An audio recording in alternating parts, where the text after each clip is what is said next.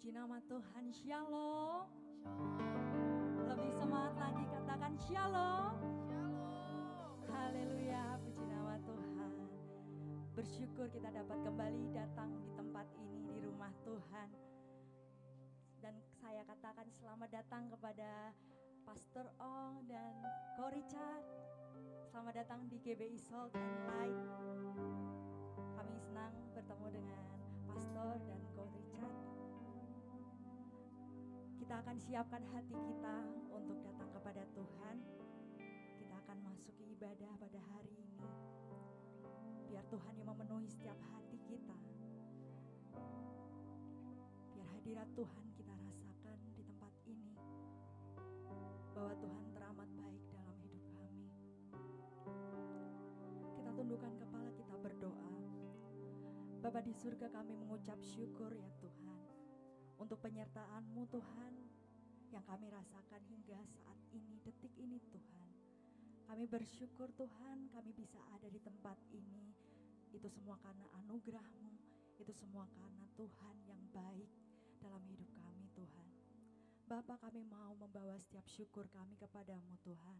Kami mau memuji memuliakan nama-Mu Tuhan. Kami mau mendengar seruan hati-Mu Tuhan. Kami mau dekat dengan-Mu pada hari ini Tuhan. Kiranya Tuhan yang memberkati setiap kami Tuhan dalam ibadah ini Tuhan. Kami percaya Tuhan hadirat-Mu ada di tempat ini Tuhan. Engkau menyentuh setiap hati kami. Engkau memberkati setiap kami ya Bapa. Terima kasih Tuhan, segala kemuliaan bagi nama-Mu satu saja ya Tuhan.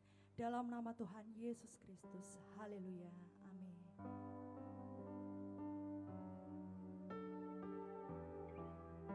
Tuhan Yesus Juru Selamatku. Dan kami mau terus berpegang padamu Tuhan.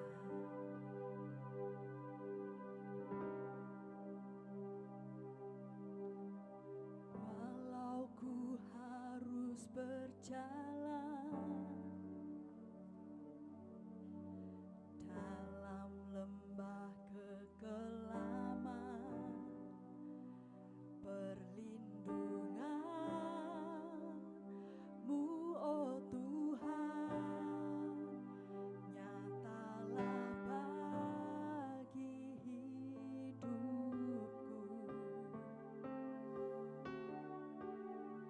Tiada pernah sedetik pun, tiada pernah Kau tinggalkan. Sungguh mulia dan sempurna, hanya Kau layak disembah.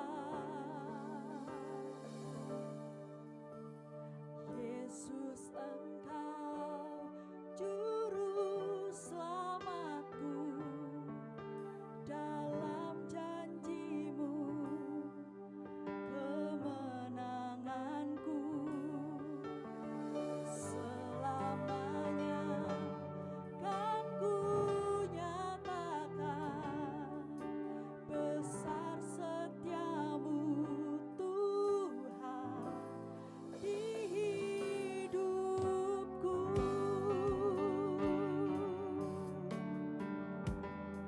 Sungguh Engkau Juru Selamat kami Tuhan. Walau ku harus berjalan, walau ku harus berjalan dalam lembah kekelaman, perlindungan-Mu oh Tuhan, nyatalah bagi hidupku. Tiada pernah sedetik pun, tiada pernah sedetik pun, tiada pernah Engkau tinggalkan, tiada pernah Kau tinggalkan. Sungguh mulia dan sempurna, hanya Kau layak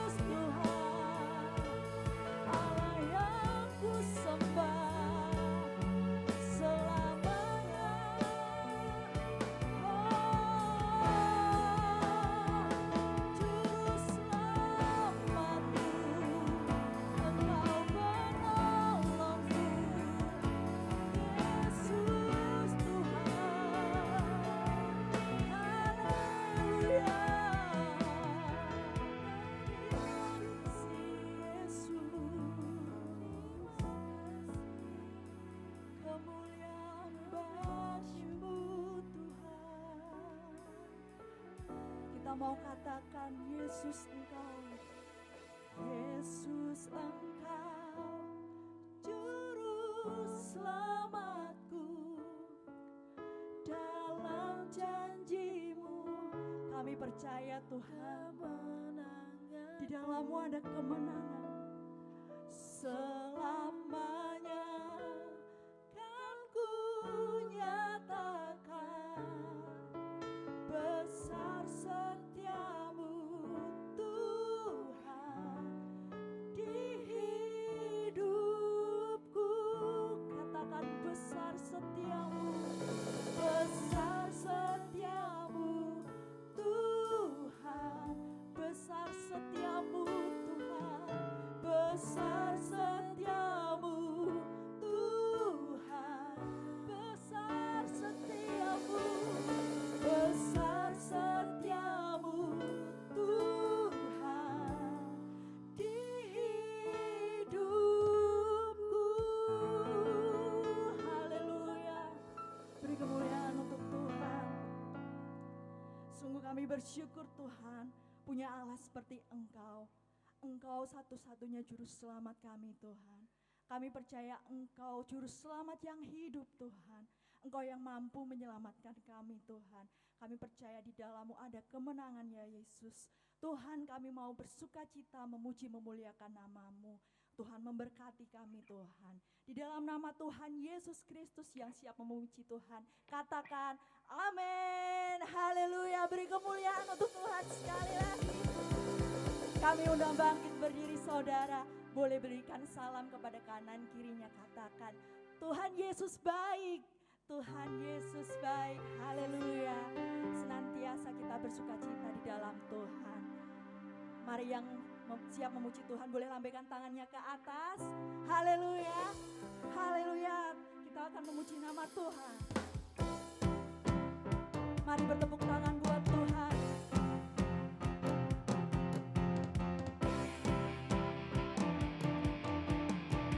Kita percaya hari ini yang menjadi akhir. Hari ini hari yang telah dijadikan Tuhan. Mari kita bersuka. Hari ini hari yang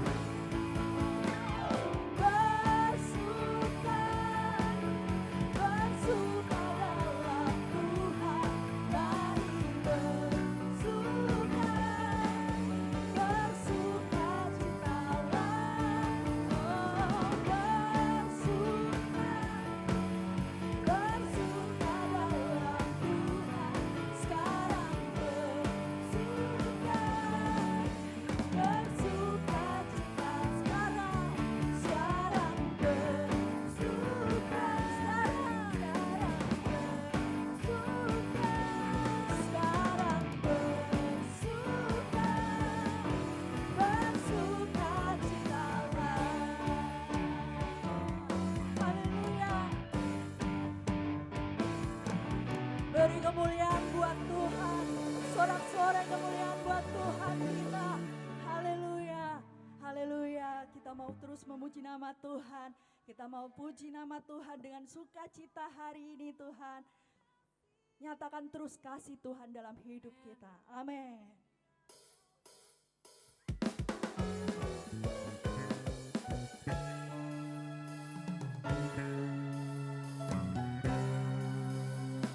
Tuhan Yesus baik di dalam hidup kita.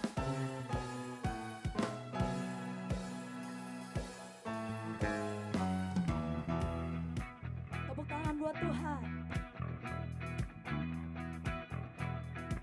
Katakan Tuhan baik. Tuhan baik di dalam hidupku, selalu setia di sepanjang hidupku. Nyatalah perbuatanmu, Kaulah sukacitaku. Tuhan baik di dalam hidupku, selalu setia di sepanjang hidupku. Nyatalah perbuatanmu, Kaulah sukacitaku. Haleluya, ku bersorak, Tuhanku luar biasa. Haleluya, ku bersorak, Tuhanku dahsyat perkasa. Ku angkat suaraku, puji namamu, ku bernyanyi bagimu. Ku bersukaku melompat bagimu, Yesus Kau di dalamku. Ku rayakan kasih-Mu.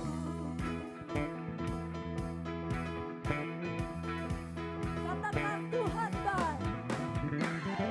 Tuhan baik di dalam hidupku, selalu setia sepanjang hidupku. Nyatalah perbuatanmu, Kaulah sukacitaku. Haleluya, ku bersorak, Tuhanku luar biasa. Haleluya, ku bersorak, Tuhanku dahsyat perkasa. Ku angkat suaraku, puji namamu, ku bernyanyi bagimu. Ku bersukaku melompat bagimu, Yesus Kau di dalamku. Ku rayakan kasih-Mu.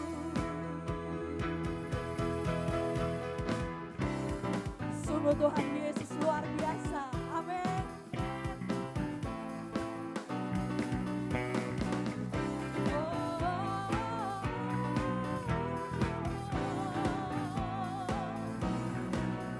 Mari sama-sama kita katakan.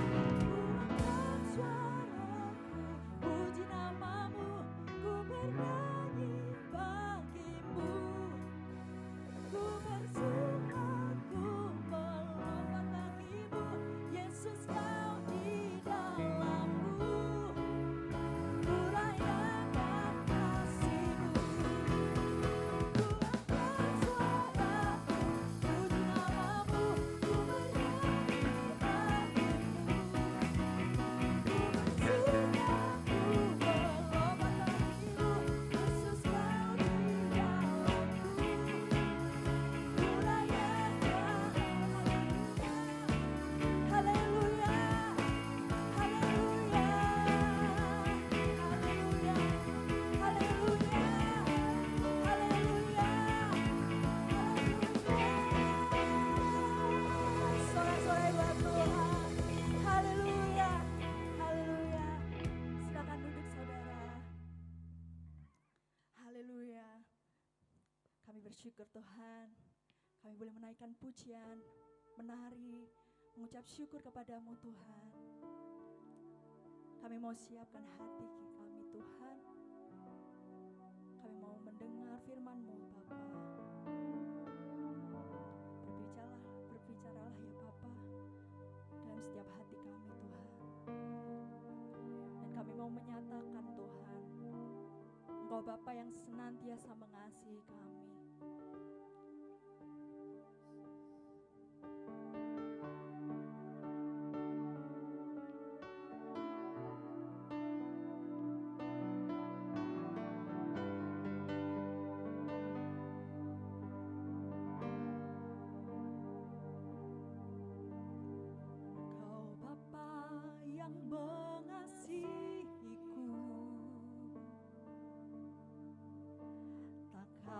pandang bentuk dan rupaku,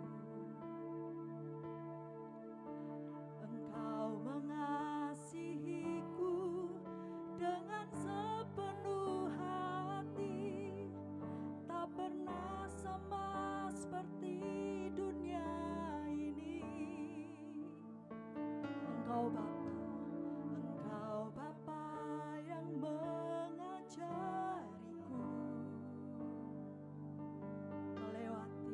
melewati badai langit biru.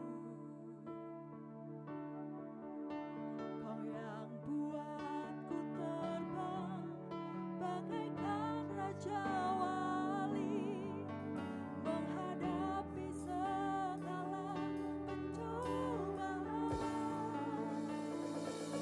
Kau Bapakku yang baik, mengerti bahasa tetesan air mata, tak kau biarkan ku berjalan sendirian, sebab kau Bapakku yang baik, kau sungguh baik. Kami mau nyatakan Engkau Bapa yang mengasihiku, tak kau pandang bentuk dan rupaku. Engkau mengasihiku dengan sepenuh hati, tak pernah sama seperti dunia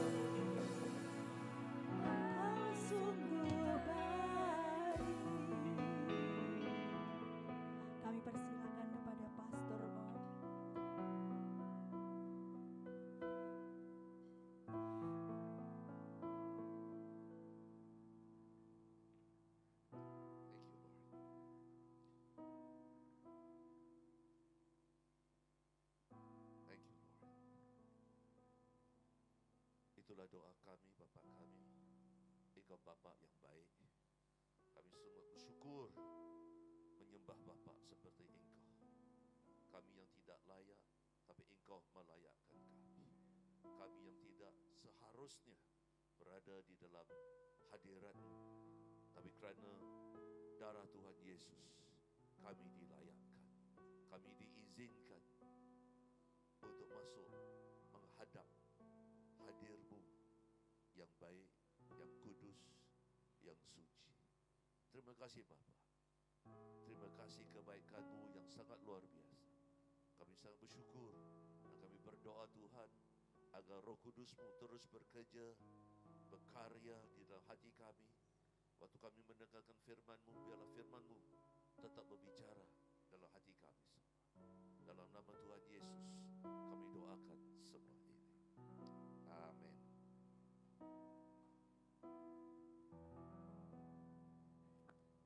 Shalom. Saya sangat bersyukur dapat bersama-sama dengan Pastor Samuel dan juga gereja jemaat di GBI Salt. Luar biasa. Gereja garam dan terang. Jikalau kamu ada Alkitab, kita mula daripada 2 Raja-Raja. Kita melihat daripada kitab 2 Raja-Raja fasa 6.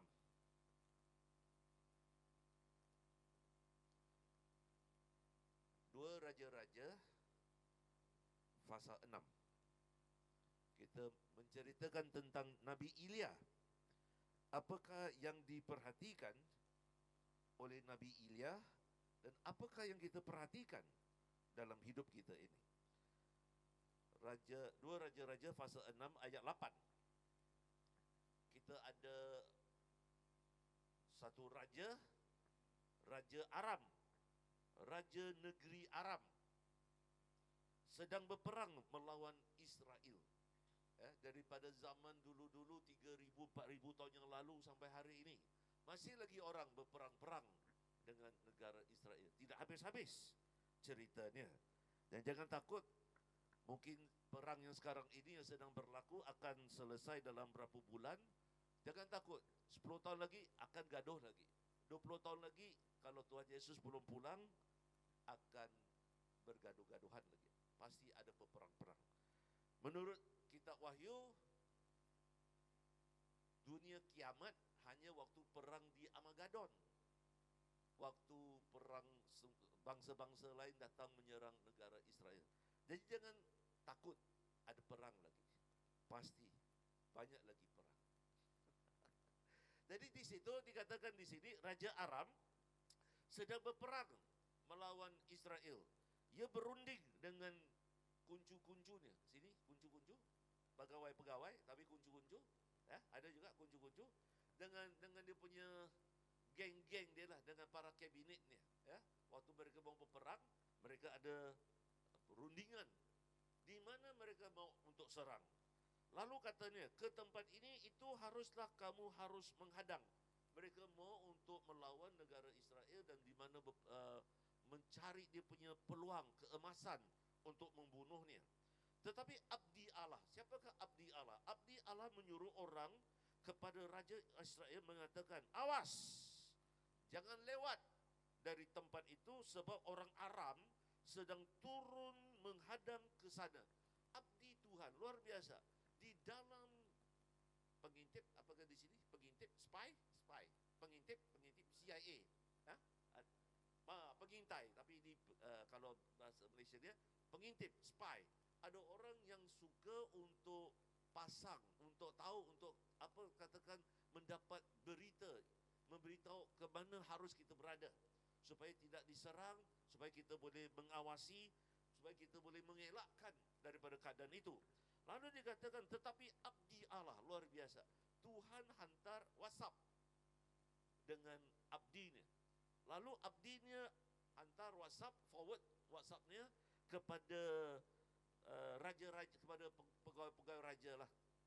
Lalu ayat 10. Sebab itu Raja Israel menyuruh orang-orang ke tempat yang disebutkan abdi Allah kepadanya. Demikianlah Elisa memperingatkan kepadanya supaya berawas-awas di sana, bukan sekali dua kali sahaja. Jadi salah satu cara yang Tuhan pimpin kita dan memberikan kita arahan ialah lewat abdi atau nabi dia. Salah satu cara yang Tuhan beritahu kepada kita bagaimana untuk menjadi orang yang dipakai oleh Tuhan, atau apakah yang perlu kita elakkan. Seringkali dia menggunakan apa yang kita hari ini kita namakan sebagai the word of knowledge, atau berkata-kata dengan pengetahuan.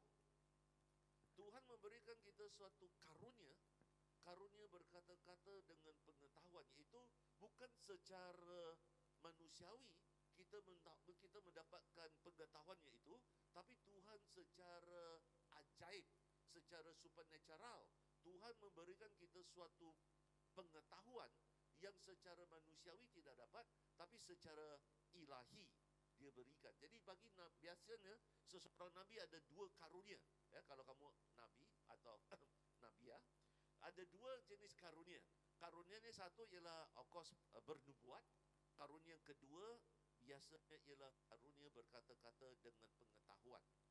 Ya, biasa dua ini yang menjadikan kita seorang nabi. Bukan semua orang bernubuat adalah seorang nabi, tapi seorang nabi harus ada karunia bernubuat dan juga ada karunia berkata-kata dengan pengetahuan. Jadi kita di sini Nabi Elisa mendapat suatu pesanan, mendapat satu nubuatan atau suatu pengetahuan, satu informasi, lalu disampaikan kepada raja. Luar biasa. Lalu supaya apa? Apakah rancangan pihak musuh untuk membunuh mereka? Ya, lalu di situ ayat 11. Lalu mengamuklah hati Raja Aram. Orang musuh kita selalu mengamuk.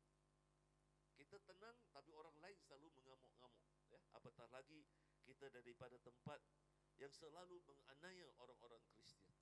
Selalu dia mengamuk-ngamuk. Sebab syaitan suka mengamuk. Ya, itulah hobi dia. Itulah kegemaran dia. Biasa kalau dia lihat orang Kristian tenang, orang Kristian menyembah Tuhan, orang Kristian bersuka cita, orang Kristian penuh dengan kasih dan harmoni, oi, mengamuk. Dia tak puas hati.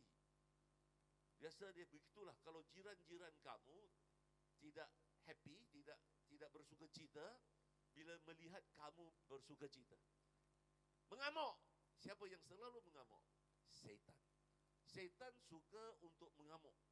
Syaitan tidak senang melihat orang lain berjaya dan berhasil. Betul? Jadi kalau kamu lihat orang lain berhasil, berjaya, apa kamu katakan? Puji Tuhan. Itu berkat daripada Tuhan. Amin. Jangan iri hati. Jangan cemburu. Amin. Waktu saya di Medan mengajar di HKPP, mereka mengajar saya. Dia berkata pada saya, Pak Ong, dia berkata, di 2009 ya, mereka berkata pada saya, orang Medan, orang Batak khususnya, ada 3 penyakit. Ada 3 penyakit. Terkejut saya. Saya tanya, berjangkit ke penyakitnya? Apakah nanti saya dijangkiti penyakit ini? Apakah 3 penyakitnya? Nomor 1, cemburu. Ya Allah. Penyakit cemburu dia katakan. Kedua, iri hati. Ya. Ketiga, dengki. CID dia katakan. Dia kata penyakit CID, cemburu, iri hati, dengki. Dia kata itu 3 penyakit kami orang Batak. Bapak saya dengar mau kawin sama orang Batak ya. Awas Pak, awas. Susah hati waktu saya mendengarnya. Sebab dia katakan, mereka mengamuk kalau melihat orang lain berhasil dan berjaya. Kalau orang lain berbahagia, dia tidak happy, dia mengamuk. Dia ikut prinsip ketam. Kalau ketam dalam bakul, kalau ketam itu naik, Dia akan tarik dia ke bawah. Dia mau sama-sama dalam penjara. Sama-sama dikorbankan. Sama-sama menderita. Jangan kau yang ke depan, nanti kau lolos, nanti kau berjaya. Nanti kau berhasil, aku ketinggalan, aku kemiskinan. Jadi tak mau, ditarik ni kembali. Itulah prinsip ketam, ketiping ketiping kalau di sini kan? Ya. Kalau di Singapura crab. Jumbo crab. Jadi itu prinsipnya. Jadi ini problem. Jadi di sini apa yang kita belajar?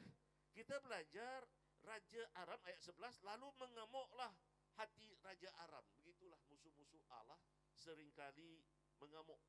Tak tentu hara. Kalau kau tanya dia, kenapa kau marah-marah? Dia pun tidak tahu. Roh yang di dalamnya membenci. Membenci kepada terang yang ada pada orang yang percaya. Dalam hati dia, dia benci saja. Kenapa dia benci? Dia tidak tahu kenapa dia benci. Tapi dia benci. Dia benci, dia harus mengamuk, dia harus marah, dia harus menentang. Karena roh yang ada di dalam dia bersifat untuk menentang umat Tuhan. Jadi begitulah si Raja Aram. Lalu apa berkata? Maka panggillah pegawai-pegawainya. Katanya kepada mereka, tidakkah dapat kamu memberitahukan kepada saya, kepadaku, siapa daripada kita ini memihak kepada Raja Israel. Jadi dipikirkan di dalam kalangan dia, di dalam kalangan orang-orang Aram ini ada spy, ada pengintai yang sedang menginformasi kepada Raja Israel. Jadi dia marah. Dia kata ini mesti ada pembelot di tengah-tengah kita. Di dalam kalangan kita ini mesti ada orang yang sedang membocorkan rahasia-rahasia dan informasi-informasi kepada orang lain. Mereka tidak puas hati. Begitu juga seringkali saya mendapati apabila orang-orang Kristian berjaya, berhasil, orang-orang mereka sendiri seringkali mesti berkata, mesti ada orang dalaman. Mereka tidak percaya bahawa Tuhan mampu memberikan sesuatu informasi. Mereka tidak percaya Tuhan akan mencerahkan kita, memberikan kita suatu pencerahan, suatu wahyu tentang rancangan jahat mereka. Ayat 12. Tetapi berkatalah salah seorang pegawainya, tidak, no, dia jawab, tidak tuanku raja, melainkan Elisa, nabi yang di Israel. Mereka tahu juga pasal nabi kita. Dia tahu pasal Nabi Elisa. Dia tahu Nabi Elisa, dialah yang memberitahukan kepada Raja Israel tentang perkataan yang diucapkan oleh tuanku di kamar tidurmu. Wah, gila dia. Dia katakan, kalau raja, kalau dia di bilik kamar tidak ada orang. Bagaimana orang boleh tahu tentang rahasia di bilik kamar dia, tempat tidurnya, tempat yang paling dianggap paling kuduslah bagi raja. Kalau kau bisik saja, ada malaikat yang catat, lalu diberitahu kepada Nabi Elisa. Gila. Begitulah. Lalu diberitahu kepada Raja Arab ini. Raja, bukan di kalangan kami sendiri, tapi Nabi Elisa ini mendapat maklumat, mendapat informasi, lalu disampaikannya kepada raja mereka, supaya mengelakkan daripada bahaya-bahaya, daripada masalah-masalah, daripada serangan-serangan yang kami telah rancangkan. Berkatalah raja, pergilah melihat di mana, hantar spy, cari mana si Elisa ni, supaya aku menyuruh orang menangkap dia. Luar biasa. Biasalah itu raja mau untuk selalu tangkap orang lain, kan? Lalu diberitahukan kepadanya, dia ada di Batam, di Dotan ya. Maka kirimlah ke sana kuda serta kereta tentera yang besar. Tangkap gara-gara satu manusia, gara-gara satu orang. Hantar tentera yang besar. Saudara-saudara, begitulah ramai orang yang begitu takut dengan orang Kristian. Ya, kadang-kadang satu negara tukar kecoh satu parlimen, tukar undang-undang negara, tukar hukum negara gara-gara orang Kristian. Sebab begitu takut mereka. Padahal siapalah diri kita ini. Tapi mereka lari terkencing-kencing kalau dengar garam dan terang. Takut dorang. Begitulah sebab abdi Allah Nabi Elisa, apa yang berlaku? Dikatakan, maka dikirimnya ke sana kuda serta kereta dan tentera yang besar. Dihantar satu batalion untuk tangkap satu nabi. Begitu luar biasa kalau kamu pikirkan. Kerana kita yang percaya dalam Tuhan, kita percaya bahawa Tuhan menyertai kita. Amin. Dan kerana kita ada penyataan Tuhan ini, ramai musuh-musuh Tuhan tidak senang dan selalu ingin membangkang, ingin menyerang, ingin menyekat dan ingin menghalang kita daripada pertumbuhan kita. Sampailah mereka pada waktu malam, lalu mengepung seluruh kota itu. Ketika pelayan abdi Allah, iaitu namanya Gehazi, ketika pelayan hamdi Allah bangun pagi-pagi, pergi keluar, dia mendengar ayam berkokok. Pagi tadi kami di hotel mendengar ayam berkokok, maka tampaklah suatu tentera dengan kuda dan kereta ada di sekelilingnya. Lalu berkatalah bujang itu kepada dia, "Oi, celakalah kami tuanku. Apakah yang akan kita perbuat?" Cemas si bujangnya, cemas si hamba kepada Nabi Elisa. Lalu berkata, "Saudara-saudara, waktu kita dalam keadaan dikepung, waktu kita dalam keadaan yang bahaya," dijawabnya, "jangan takut." Wah, luar biasa.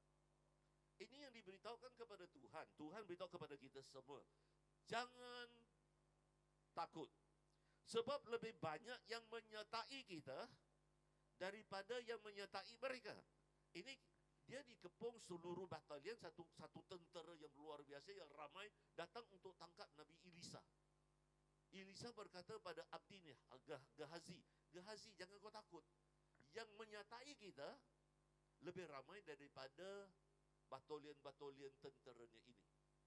Padahal mereka berdua, Nabi Elisa dengan bujangnya, hambanya. Hanya 2 orang. Tapi dia berkata kepada Gehazi, yang ikut kita, yang ada bersama dengan kita, jauh lebih ramai daripada tentera-tentera ini. Apakah perbedaan antara bujang Elisa dan Nabi Elisa? Apakah perbedaannya? Saudara-saudara, ayat 17. Lalu berdoalah Elisa, "Ya Tuhan, bukalah kiranya matanya supaya ia melihat." Saudara-saudara, pagi ini kita mau bincangkan apa yang kamu lihat. Kalau kita seperti Gehazi, hamba kepada Nabi Elisa, dia hanya lihat secara luaran. Dia hanya melihat secara lahiriah. Dia hanya melihat apa yang ada di depannya. Tapi Elisa melihat ke dalam alam roh. Elisa melihat di belakang apakah yang ada secara lahiriah. Saudara-saudara, ini perbedaan antara orang yang tahu Tuhan dan orang yang tidak tahu Tuhan. Orang yang tidak kenal Tuhan hanya melihat secara lahiriah. Dia tidak melihat sebaliknya. Dia tidak melihat tentang perang rohani. Dia tidak melihat malaikat, dia tidak melihat iblis, dia tidak melihat setan, dia tidak melihat Allah yang sedang bekerja bagi pihaknya. Antara perbedaan orang Kristen dan orang Kristen yang kurang matang ialah mereka dapat melihat dan memahami banyak isu-isu yang kita hadapi, yang sedang melanda hidup kita, bukan kadang-kadang bukan secara normal, tapi adalah sesuatu yang ada kaitan dengan dunia rohani. Seringkali kita fikirkan penyakit, masalah perhubungan, kita fikirkan masalah pekerjaan, kita fikirkan masalah keluarga, kita fikirkan banyak masalah keuangan, masalah ekonomi. Seringkali kita fikirkan hanya secara lahiriah. Tapi kita kena berdoa sama seperti Elisa. Tuhan, bukakan mata orang ini. Bukalah kiranya matanya supaya ia melihat. Saudara-saudara, salah satu perkara bagi saya seorang pastor yang paling sukar untuk saya counseling, untuk saya ajar kepada para jemaat saya ialah membuka mata rohani mereka. Supaya mereka tidak melawan dan berkata bahawa ibu mertua mereka yang paling susah. Bukan iblis. Ibu mertuanya bukan iblis. tapi iblis dia di sebalik ibu mertuanya. Nanti kau dapat ibu mertua baru kan, jangan kau takut. Nanti ada pengalaman kau. Haleluya. Susah dia malam ini, tidak dapat tidur. Memikirkan apa yang dilihat dia. Kau jangan ketawa, kau tak ada. Jadi harus kita pikirkan, apakah yang kamu lihat? Karena apakah yang kamu lihat itu akan mempengaruhi cara kamu bertindak. Kalau kamu melihat secara lahiriah, ya kamu cemas, kamu panik, kamu takut, kamu kebingungan, penuh dengan kebimbangan. Tapi kalau kamu seperti Nabi Elisa, melihat ke dalam alam roh dan melihat Tuhan, melihat para malaikat yang sedang menyertai kita, kamu boleh katakan kepada orang lain, jangan takut, jangan cemas. Kerana dikatakan di situ, siapa? Dikatakan di situ, ya Tuhan, bukalah kiranya matanya supaya ia melihat. Maka Tuhan membuka mata bujang itu sehingga ia melihat. Tampaklah gunung itu penuh dengan kuda kereta berapi sekeliling Elisa. Jadi bila bujang itu mata rohaninya dibukakan, dia melihat di depan memang tentera-tentera daripada Raja Aram, tapi di sebaliknya tentera-tentera Allah yang sedang mengelilingi tentera-tentera Aram. Dan mereka jauh lebih ramai daripada tentera Aram.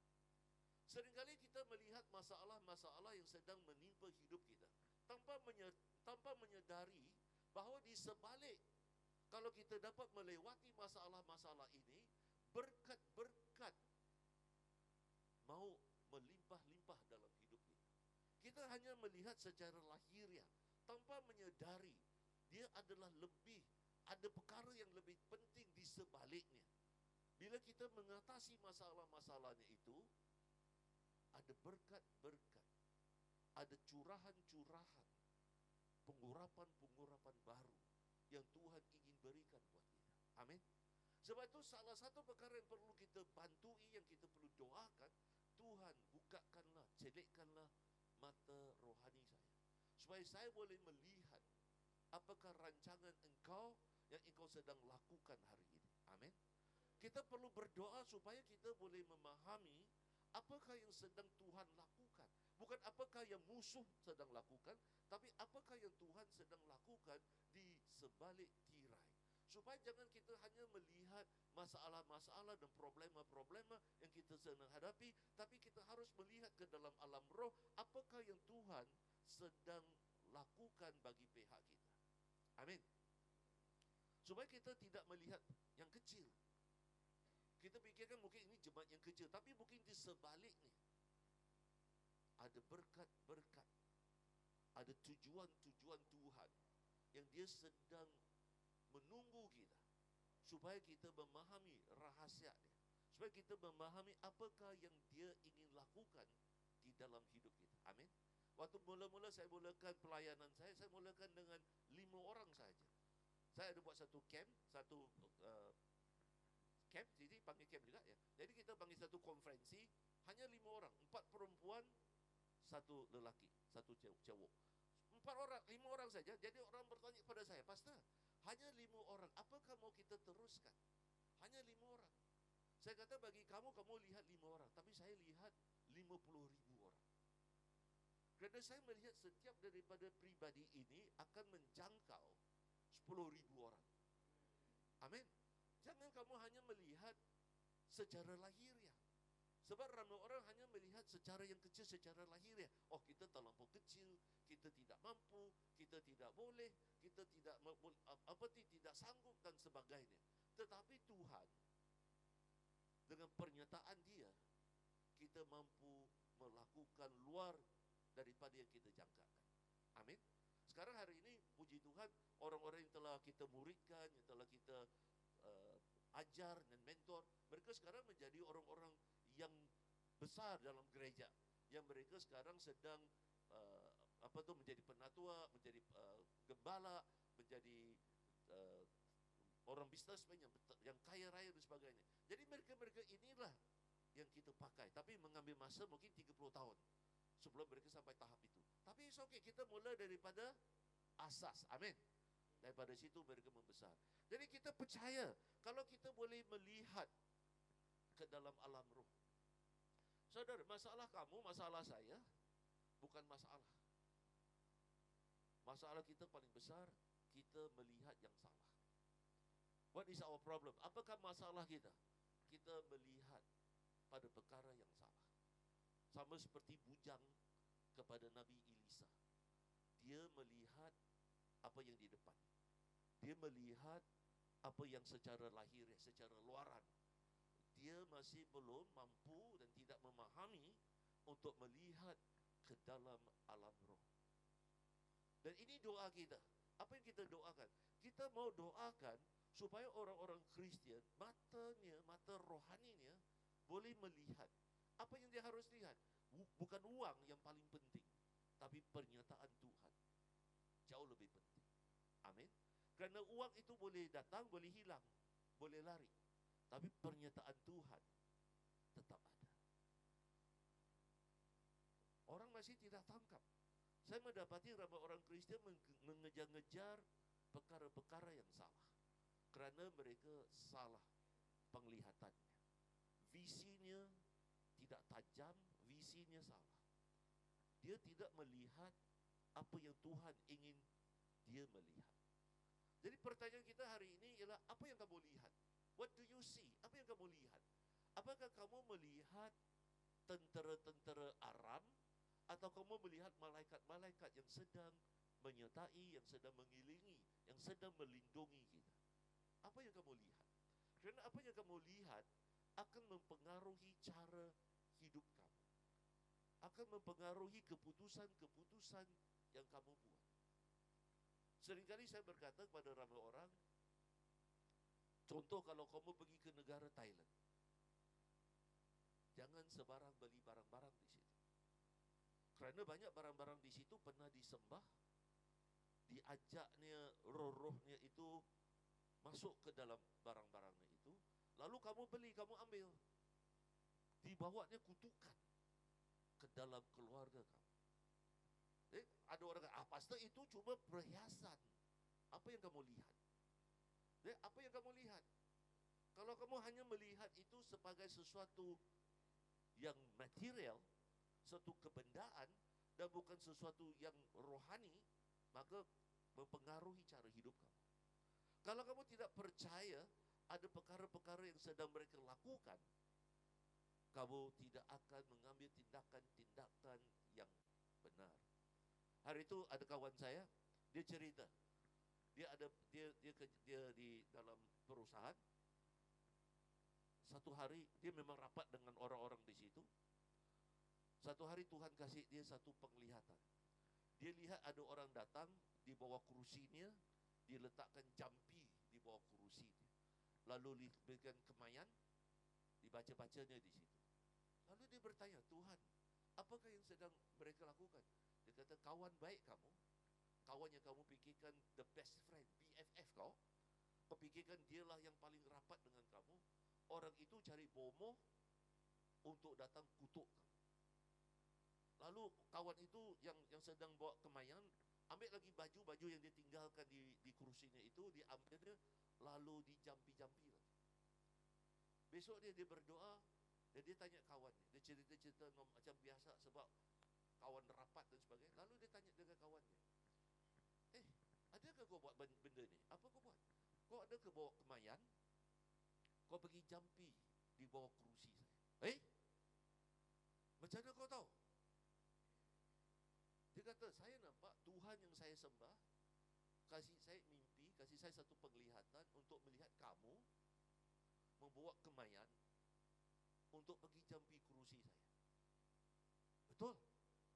Memang saya sakit hati dengan kamu. Kenapa kau sakit hati dengan saya? Sebab kau selalu makan, kau selalu happy, kau penuh dengan sukacita, kau dapat naik pangkat lagi. Jadi aku benci, aku sakit hati sama kau, sebab aku ada penyakit orang Medan.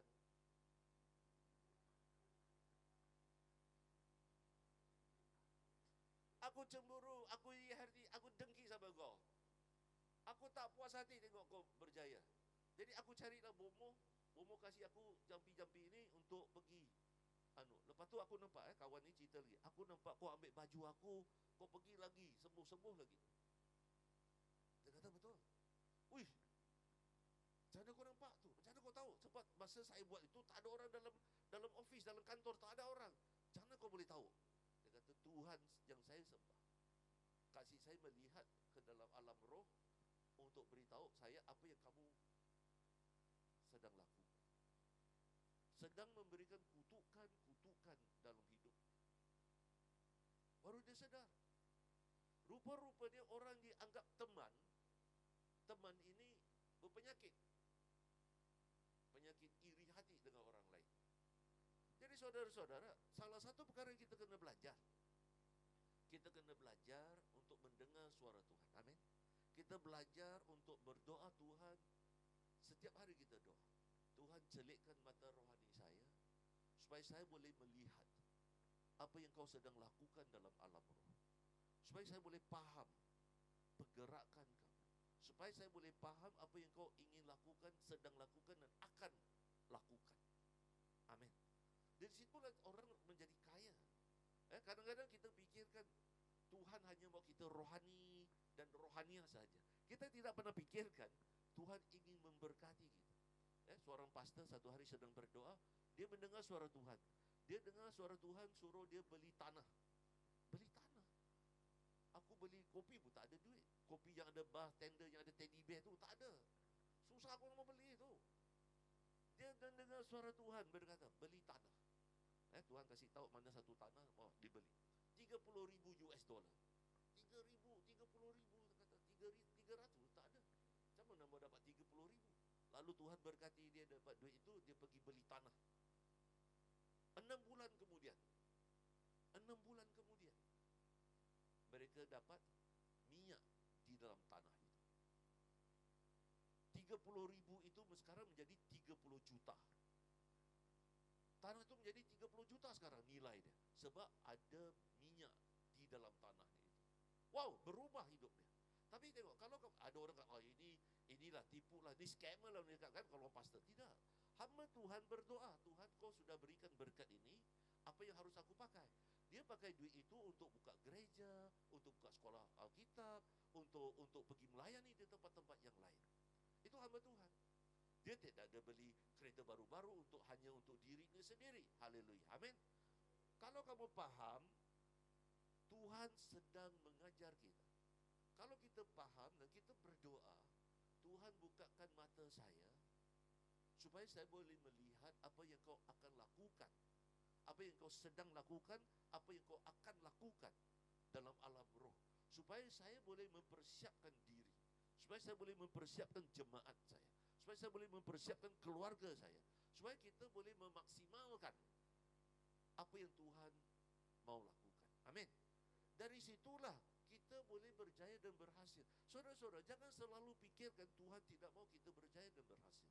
Tuhan ingin memberkati kita sampai berkelimpahan. Amin. Kalau kita percaya itu, kita berdoa bukan menurut cara manusia, tapi berdoa menurut cara Tuhan, supaya Tuhan celikkan mata saya, celik mata kita semua, supaya kita boleh mengarahkan hidup kita kepada apa yang Dia ingin kita lakukan. Amin. Amin. Supaya kita tahu masa depan, bukan masa depan yang kita corakkan, tapi masa depan yang Tuhan corakkan, supaya kita mengalir bersama dengan Tuhan. Saudara-saudara, kalau kita ingin menjadi kaya, kalau kita ingin menjadi makmur, kalau kita ingin berjaya berhasil dalam pandangan Tuhan, bukan pandangan manusia, tapi dalam pandangan Tuhan, kita perlu menjajarkan hidup kita bersesuaian dengan rancangan Tuhan. Amin. Kalau kita mau berjaya dan berhasil menurut cara Tuhan. Sebab itu kita belajar banyak perkara. Apakah prinsip-prinsip kerajaan Allah? Kerana itulah yang mengubahkan hidup kita. Dunia suruh kita curi duit, ambil duit, simpan duit. Tapi Tuhan mengajar kita untuk melabur di dalam kerajaannya. Bukan sebarang kita memberi, tapi kita memberi ke dalam kerajaannya. Dan kita bukan memberi kepada pelayanan yang mati. Kita memberi kepada pelayanan yang hidup. Pelayanan yang sedang menjangkau jiwa-jiwa. pelayanan yang sedang memenuhi amanat agung Tuhan Yesus. Jangan salah paham, ada orang hanya memberi tanpa mengetahui apa yang diberinya. Dan kalau mereka yang beli saham, mereka tahu, jangan beli saham yang company dah mau bankrupt. Takkan kau beli yang mau bankrupt? Tidak masuk akal. Kau membeli saham mana syarikat dia sedang membesar, sedang berkembang, yang sedang maju, yang sedang berjaya. Itu yang kita mau carikan. Sama seperti itu juga, Tuhan memberkati pelayanan-pelayanan yang hidup, pelayanan-pelayanan yang sedang memenuhi amanat agungnya. Karena Tuhan memperhatikan kerajaannya. Tuhan tidak memperhatikan yang lain, Tuhan memperhatikan kerajaannya.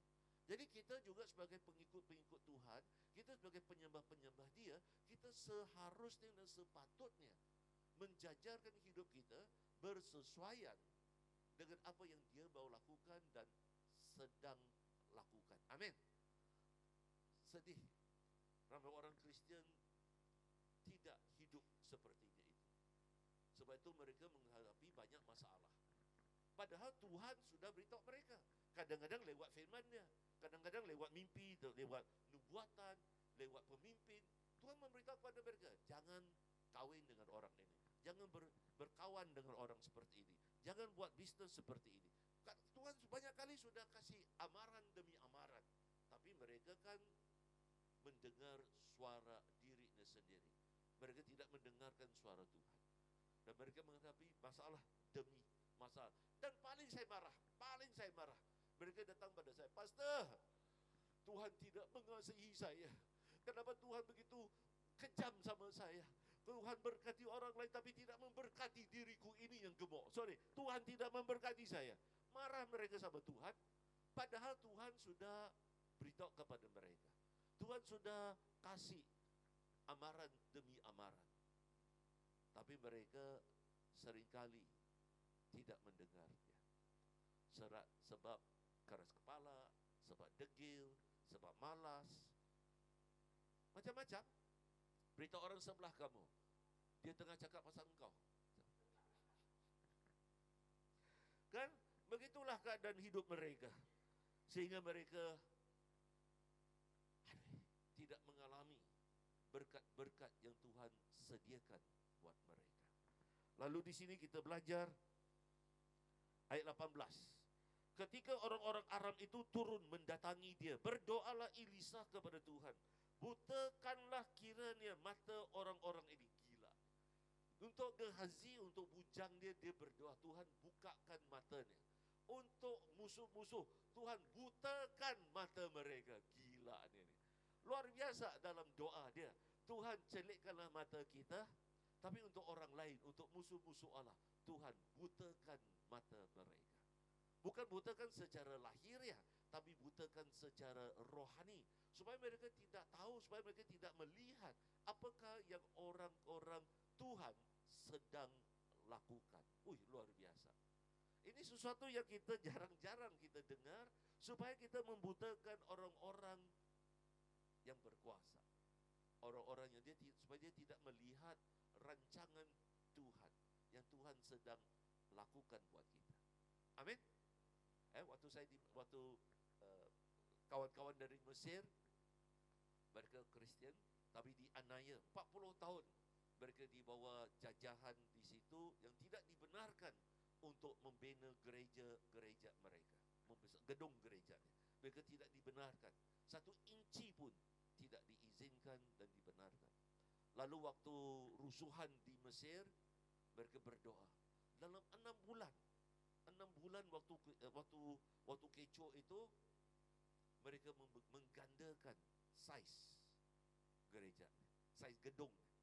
Dengan cepat-cepat, sebab mereka tahu nanti selepas rusuhan, selepas keadaan yang tidak aman itu, akan balik lagi penganiayaannya. Dan memang persis benar.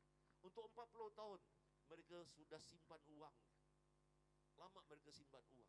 Supaya waktu ada tingkap itu, ada satu kesempatannya itu, mereka cepat-cepat beli tanah. Mereka cepat-cepat membina gedung gereja supaya lebih ramai. Dan persis selepas 6 bulan itu ditutup lagi. Pintunya itu tertutup, tidak dibenarkan lagi. Tapi tiba-tiba sekarang gedung-gedung yang dulu ni kecil, sekarang sudah 2-3 kali ganda diperbesarkan. Sebab mereka tahu, mereka faham, mereka orang-orang Mesir di situ.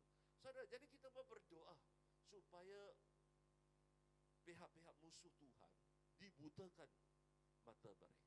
Supaya kita ada kesempatan, amin. Supaya kita ada kesempatan untuk melaksanakan apa yang Tuhan ingin kita lakukan. Tapi kita harus ada bijaksana. Mereka 40 tahun menyimpan dana-dana ni, supaya waktu kesempatan itu mereka cepat, mereka dengan laju pergi membuka gereja-gereja baru, supaya tidak dihalang, supaya pihak-pihak tertentu dibutakan, supaya ada peluang untuk melaksanakan rancangan Tuhan. Begitu dan juga kita harus ada hikmat, kita harus ada keberanian, kita harus mendengar pimpinan Tuhan. Amin. Jadi luar biasa. Setiap kali kalau saya baca bahagian ini, saya kagum dengan cara Tuhan. Butakanlah kiranya mata orang-orang ini, maka dibutakannya lah mata mereka sesuai dengan doa Elisa. Jadi waktunya kita berdoa, kita harus menjajarkan doa kita dengan pimpinan Roh Kudus. Amin. Supaya kita tahu apa yang harus kita doakan. Supaya orang yang tidak patut tahu buta kepada keadaan itu. Supaya mereka yang harus tahu dicelikkan mata mereka. Apakah yang berlaku selepas dia itu? Kita baca. Kemudian berkatalah Elisa kepada mereka, bukan ini jalannya, bukan ini kotanya, ikutlah aku. Gila. Elisa mempermainkan mereka. Mereka datang cari Elisa, tapi Elisa kata, ini bukan tempatnya, ini bukan Elisa. Lalu apa dia bawa? Dia bawa mereka keluar. Maka aku akan mengantar kamu kepada orang yang kamu cari. Gila, depan-depan lagi dia katakan. Lalu diantar dia mereka ke ke Samaria, bukan ke Siantar, maafkan saya. Jadi ke situlah, dihantarkan mereka kepada tempat yang lain. Luar biasa. Dia yang dicari, dia pula yang pimpin mereka hantar pergi ke tempat yang lain. Ayat 20. Segera sesudah mereka sampai ke Samaria, berkatalah Elisa, ya Tuhan, bukalah mata orang-orang ini supaya mereka melihat. Luar biasa. Dan sebab itu saya beritahu kamu, jangan main-main dengan Nabi. Orang lain, labi-labi kamu boleh main, tapi Nabi-Nabi tolong jangan main. Jangan mempersendakan, jangan memperolok-olokkan Nabi. Kerana Nabi itu bahaya. Apatah lagi kalau dia kuat berdoa dan pandai berdoa, Tuhan mendengar doa seorang Nabi. Orang-orang normal kadang-kadang Tuhan doa, tapi kadang-kadang tidak dengar. Tapi untuk Nabi, selalu dia mendengar. Jadi jangan paksa Nabi mendoa untuk kamu, bahaya kamu nanti. Ya Tuhan, saya mendengar, saya bersama dengan satu orang Korea, banker, CEO satu bank di Korea, kaya raya dia. Jadi saya tanya dia, kenapa kau ikut satu pastor lah? Kenapa kau ikut dia? Dia jawab, orang Korea ini jawab, saya diajak pergi kebaktian, orang ini sedang berkhotbah. Saya tak mau pergi, tapi isteri saya tarik, itulah kuasa seorang perempuan. Kuasa seorang bini, itulah kau tak ada pengalaman tu. Jadi dia katakan tu, ditariknya suaminya ke kebaktiannya. Sebab ada orang sedang berkhotbah. Pendeta ini sedang berkhotbah. Waktu dia sedang berkhotbah, dia marah. Orang Korea ni dia kata, aku duduk kat situ, aku jadi mengamuk. Mengamuk, aku jadi marah. Entah kenapa aku marah, tapi aku marah betul dengan si pendeta ini. Aku tidak mau dengar. Aku mau keluar. Aku mau keluar daripada kebaktian itu. Tiba-tiba pendeta itu yang tengah berkhotbah datang. Pengkhotbah itu datang kepada dia. Dia tengah duduk, baris ketiga, keempat, dia tengah duduk. Pendeta itu datang, bawa satu jug, satu air, satu bekas air, tuang atas kepala dia. Depan-depan orang semua. Dia CEO bank, banker ni CEO. Dia datang, dia tuang air itu di atas kepala dia. Wah, dia marah. Baju Jojo Amani dia, baju yang mahal-mahal yang dia beli itu jadi basah kuyup. Marah betul. Dia mau bangun. Dia Dia tak dapat bangun. Dia mau bangun. Dia mau bangun, mau hantam si pendeta itu. Tapi dia rasa dia tak boleh bangun. Dia berusaha untuk 10 minit dia mau bangun. Tapi ada kuasa yang menekan dia. Terduduk, tersandar dia di kasur. Dia bergerak tapi dia tak dapat bangun. Sampai dia kata, sorry Tuhan, saya minta maaf. Waktu dia bertobat baru dia dapat bangun. Dari situlah, dari hari itulah dia ikut. Kalau ada masa mana-mana pendeta itu pergi ke Rusia, pergi ke Jepun, pergi mana-mana untuk pergi berkhotbah, dia ikut, bayar tiketnya sendiri, dia ikut dengan Nabi itu.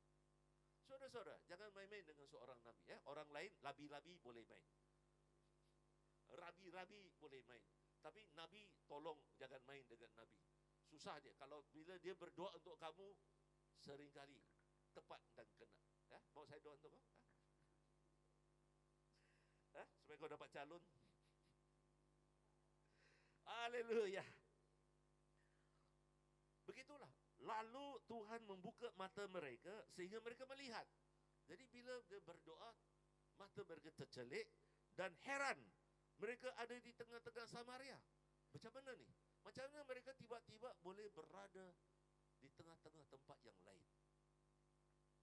Lalu bertanyalah Raja Israel kepada Elisa, tak kala melihat mereka, ku bunuhkah mereka bapa? Ditanya lagi, apakah kita pancung mereka ini semua?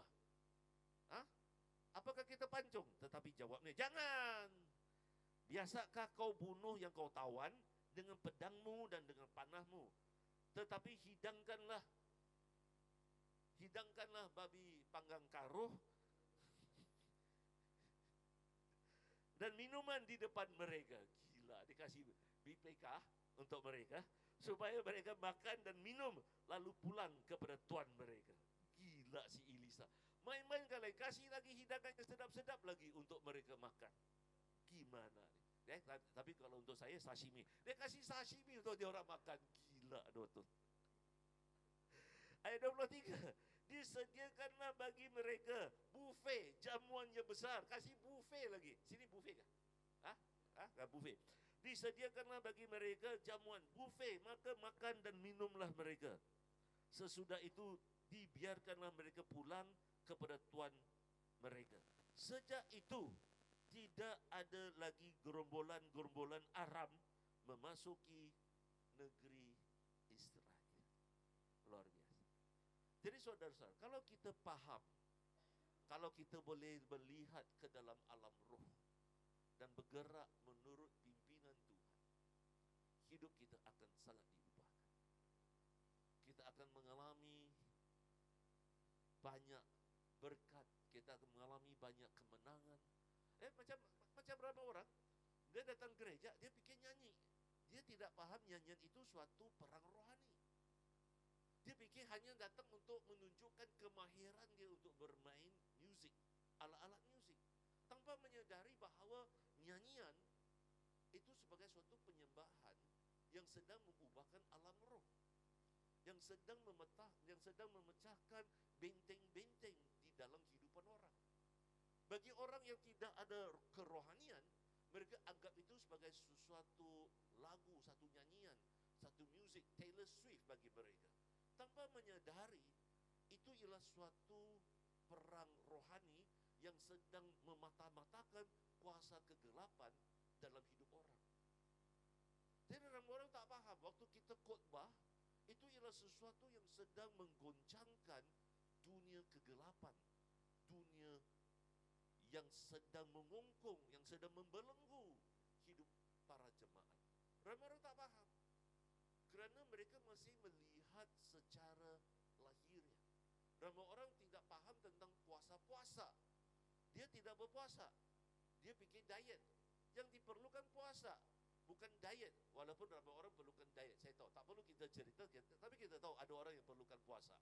Bisik sama orang sebelah, macam dia cakap pasal kau ni, kan? Begitulah cara dia.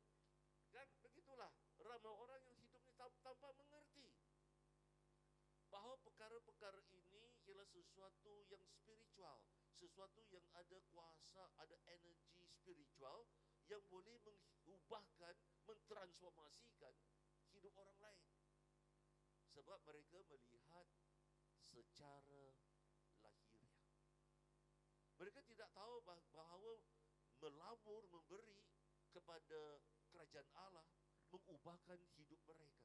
Mereka tidak faham menyampaikan firman Tuhan, menyampaikan Injil, mengubahkan suasana. Ramai orang tidak mengerti. Ramai orang tidak mengerti mengasihi, mengampuni, melayani. Ialah satu cara kita mematahkan kuasa kegelapan. Ada jemaat saya di Singapura berapa tahun yang lalu, hari-hari telefon saya, "Pastor, saya punya manager, rakan manager, dia pun manager, tapi ada satu manager baru. Manager baru ini hari-hari tekan, hari-hari buat kita stres, hari-hari main politik, hari-hari buat kacau untuk kita." Dia menangis dan menangis, 6 bulan hari-hari dia call. Lalu saya berkata pada dia, "Kau berdoa, minta Tuhan, apakah cara untuk menyelesaikan?" Mula-mula dia tidak mau, tapi lalas dia berdoa. Waktu dia berdoa, "Tuhan, apa yang harus saya buat?" Tuhan beritahu dia, "Beli sarapan untuk dia." What? Aku benci sama budak ni, kau suruh aku beli lagi sarapan untuk dia? Gila. Mula dia tak mau, tapi anyway dia pergi beli 60 sen, duit Singapura. Dia pergi beli kari puff, kuih onde-onde, apalah dia beli. Dia kasih sama manager ni, "Ini sarapan untuk kau." Terkejut manager itu. "Hah? What you do? Apa kau buat ini?" "Tidak, no, for you. Untuk engkau." Besok dia beli lagi, "For you." Dalam seminggu itu panic manager ini. Dia tahu kalau orang main politik, kalau orang main dendam, kalau orang buat ini, buat itu, dia tahu. Tapi orang mengasihi, orang memberkati, apa aku nak buat? Dalam seminggu dia resign. Dia tak tahu apa mau buat. So he resign. Terus berhenti. Sebab tidak tahu apakah yang harus dia lakukan. Terus jemaat saya ini telefon saya, "Pastor, kalau saya tahu begitu senang untuk keluarkan dia daripada pejabat, awal-awal sudah saya beli sarapan untuk dia. Every morning 60 sen saja, saya beli 60 sen, kasih sama dia." Sebab dia tak tahu macam mana berkat pelayanan, melayani dia, macam mana mau sambut. Orang bara dia tahu, tapi orang kasih pelayanan, memberkati. What to do? Dia tak tahu what to do, bingung. Bingung dia. Pusing, dia bingung. Jadi dia tak tahu apa mau buat. Dia terus resign.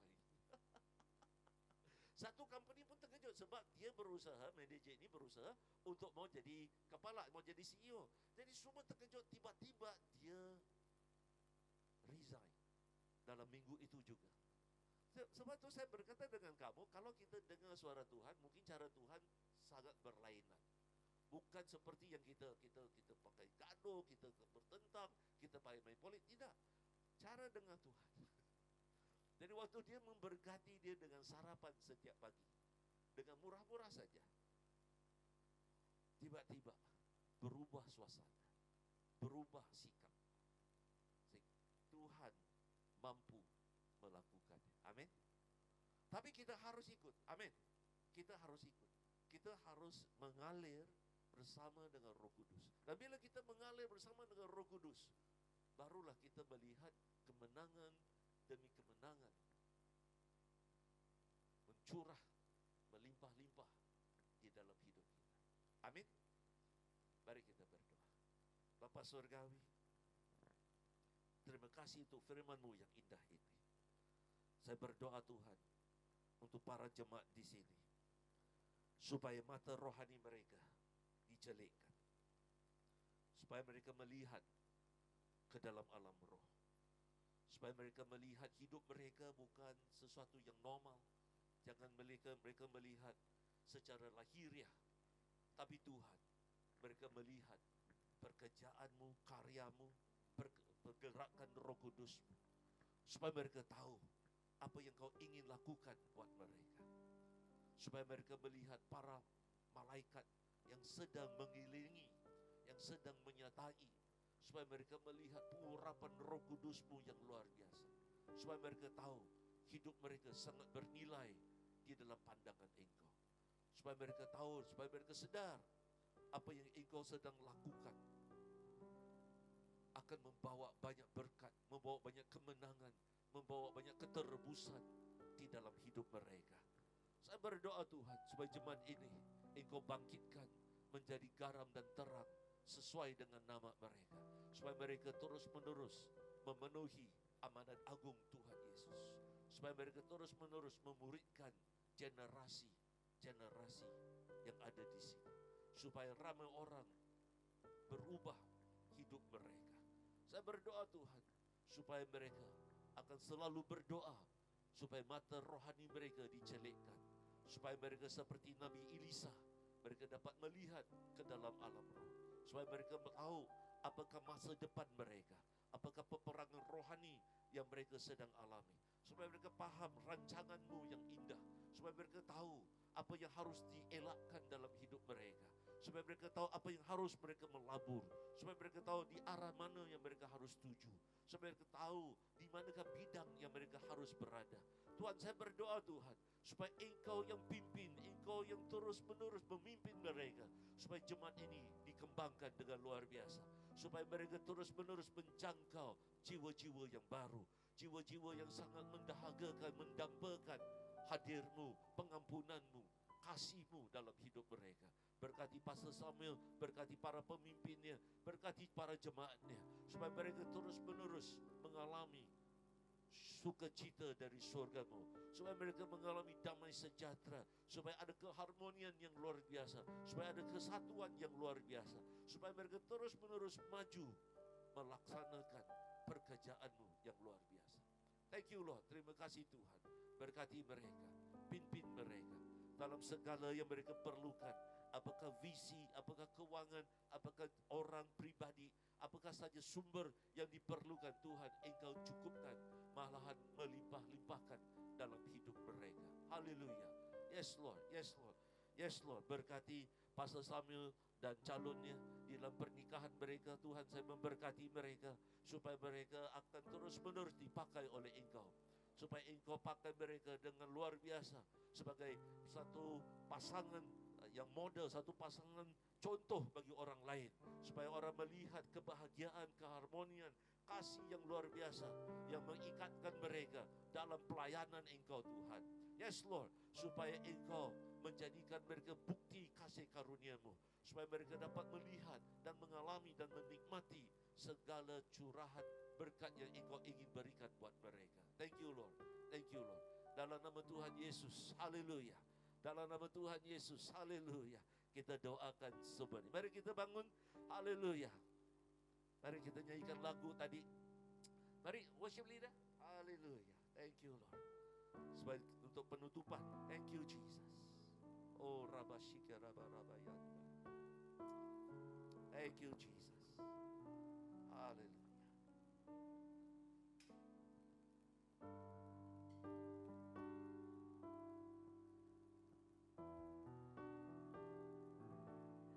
Kau Bapakku yang baik, mengerti bahasa tetesan air mata, tak kau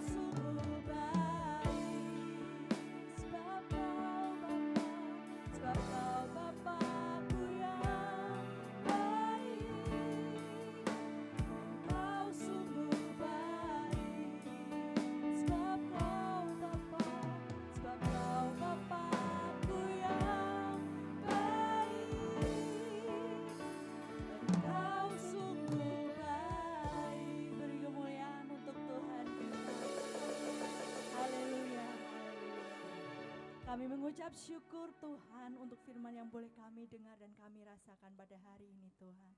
Kami bersyukur buat Pastor Ong yang telah menyampaikan firman-Mu Tuhan. Engkau memberkati hidupnya Tuhan, Engkau memberkati keluarganya ya Bapa. Terus Tuhan pakai dalam pelayanannya ya Bapa. Kami mengucap syukur untuk kesempatan hari ini ya Tuhan. Sebentar kami akan memberikan persembahan kami ya Bapa. Kiranya Tuhan memberkati setiap kami yang memberikan persembahan pada hari ini Tuhan, maupun yang belum bisa memberikan Tuhan. Engkau tetap memelihara kehidupan kami ya Tuhan. Kami percaya Engkau mencukupkan segala kebutuhan kami Tuhan. Berkati persembahan ini supaya berguna bagi pelebaran kerajaan-Mu Tuhan, bagi gereja ini ya Bapa, membawa berkat. Terima kasih Tuhan Yesus, dalam nama Tuhan Yesus. Haleluya, amin. Silakan duduk saudara. Kita akan memberikan persembahan. Persembahan dapat diberikan ke dalam amplop yang tersedia. Nanti akan dikumpulkan di dalam kotak di depan, atau dapat melalui QRIS yang tersedia di kursi. Dan dalam kantong persembahan dapat diberikan persembahan Natal. Kita angkat pujian kita, Allah sumber kuatku.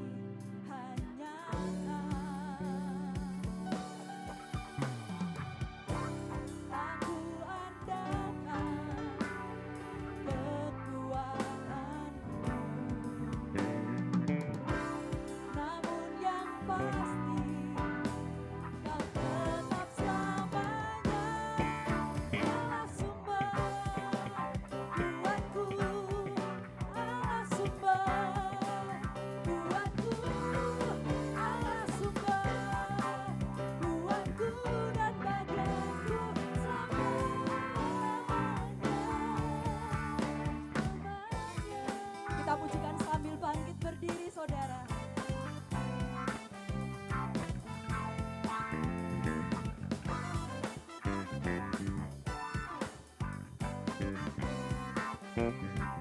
Katakan hanya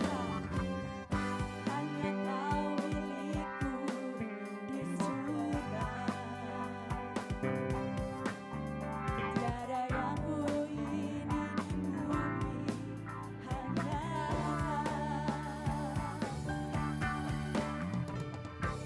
tak ku andalkan kekuatanku, tapi Kau Tuhan yang pasti.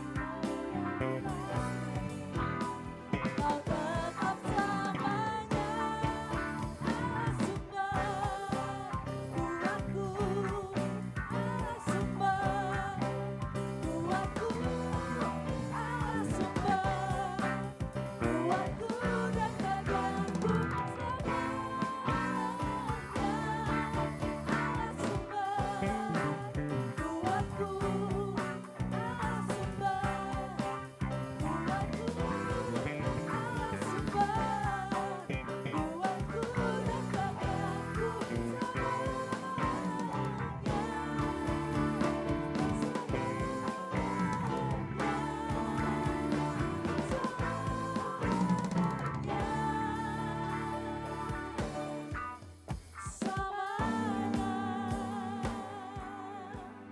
Haleluya. Waktu selanjutnya kami berikan kepada Pastor Samuel.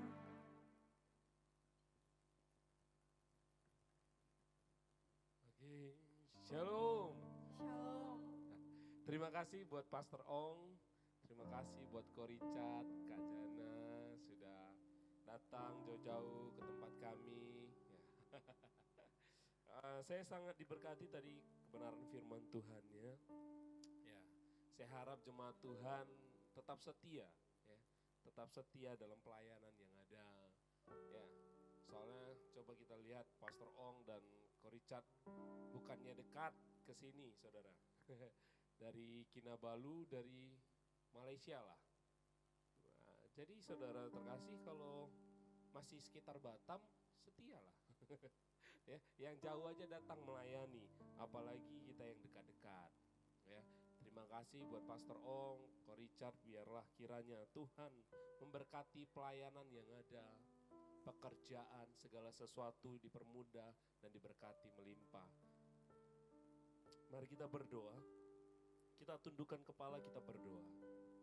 Bapa di surga, kami bersyukur hari ini di mana Tuhan baik bagi kami. Tuhan, terima kasih buat hadirat Tuhan yang nyata bagi kami. Memulihkan, melawat setiap kami yang hadir pada pagi hari ini, Bapa. Kami yang percaya Engkau Allah yang baik bagi setiap kami, memberkati kami Tuhan Yesus, jemaat Tuhan. Engkau memberkati setiap kami yang setia dalam pelayanan, melayani Tuhan. Biarlah Tuhan Yesus, damai sejahtera Tuhan melimpah atas setiap kami. Tuhan, kami berdoa buat Pastor Ong dalam pelayanannya Tuhan. Engkau pakai dia secara melimpah. Berkat Tuhan yang dahsyat ada dalam kehidupannya Tuhan Yesus. Kepemimpinan yang dari Tuhan, hikmat yang daripada Tuhan. Engkau berkati keluarga pelayanan yang ada, Tuhan Yesus berkati. Tuhan Yesus, kami berdoa juga buat Ko Richard. Tuhan Yesus berkati hamba-Mu yang jauh-jauh datang tempat ini Bapa. Biarlah berkat Tuhan melimpah atas hidupnya. Apa yang dia kerjakan, segala sesuatu dibuat berhasil oleh Tuhan. Berkati juga Kak Jana sebagai teman kami Bapa di Garam Bapa, yang selalu memberkati kami juga hadir pada hari ini. Tuhan Yesus berkati anak-Mu secara melimpah dahsyat yang daripada Tuhan. Kami serahkan setiap pelayan Tuhan yang hari ini Tuhan Yesus melayani Tuhan.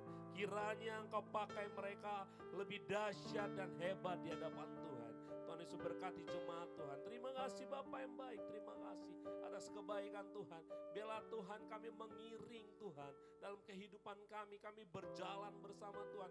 Tak lelah kami Bapa melangkah bersama Tuhan, melayani Tuhan. Tuhan Yesus berkati gereja kami yang kami pakai, gunakan sebagai alat kemuliaan Tuhan. Biarlah wadah ini menjadi wadah kami bertumbuh bersama.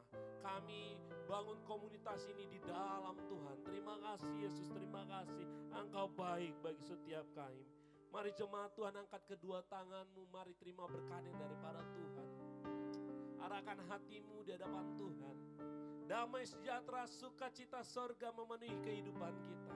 Memberkati kehidupan kita dimanapun kita berada. Keluar masuk kita diberkati Tuhan. Penyertaan Allah Immanuel turun atas kita hari ini, esok sampai Maranatha. Tuhan datang kali keduanya menjemput orang-orang yang percaya dan hidup benar. Di dalam nama Tuhan Yesus Kristus, sama-sama kita katakan amin. Tuhan Yesus memberkati. Selamat hari Minggu. Tuhan Yesus memberkati kita semua. Haleluya.